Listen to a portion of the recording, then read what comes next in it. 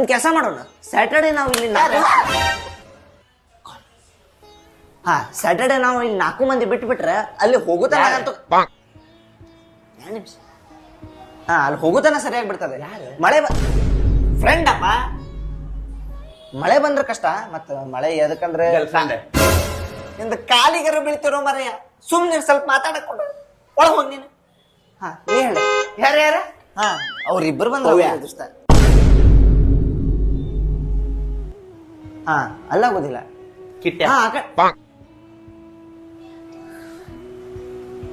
ಅಲ್ಲಿಂದ ಬಂದ್ರೆ ಆಗ್ತದೆ. ಶರಣ್ಯ ಅವ್ರಿಗೆ ಯಾರು ಅಲ್ಲೋ ಸುಮ್ನೆ ಮರೆ ನೀನ. ಮತ್ತೆ ಯಾರು ಅಂತ ಹೇಳಲ್ಲ ಗೊತ್ತೈತಿ. ನಿಂಗೆ ಹೇಳಿದ್ ಹೆಂಗ್ ಗೊತ್ತಾಕೈತಿ? ಎಷ್ಟು ಜನ ಅಂತ ಗೊತ್ತೈತಿ ನಿಂಗ? ಚಂದೆ ಗೊತ್ತೈತಿ? ಗೊತ್ತ.